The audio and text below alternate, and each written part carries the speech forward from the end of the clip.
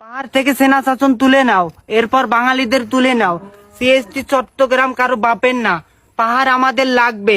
CST Chittagong আমাদের হতেই হবে। ওয়াং চিং পং চু চিং চাং পাহাড় তোমার সারা দিয়ে দিব।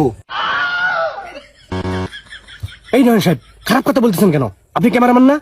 অন শট আসি, বুঝতেছেন না? আপনি কুল। ঠিক আছে, আর বাংলা কথা কবার কন। পাহাড় আমাদের লাগবে, পাহাড় কিন্তু উঞ্জাই দিম আরেকবার কইলি। শালা উইরা জুইরা বইয়া বড় বড় কথা মারাও না, তখন দিন থাকবা দিছি তখন ভাগ্য কপাল।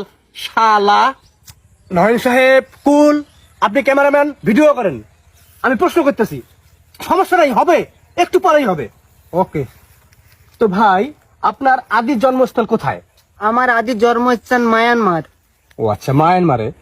আচ্ছা, মায়ানমার থেকে বাংলাদেশের পাহাড়ে আপনি কি ভেসে এসেছেন না উড়ে এসেছেন? হয়তোবা বেশি এসেছি, নয়তোবা উড়ে এসেছি।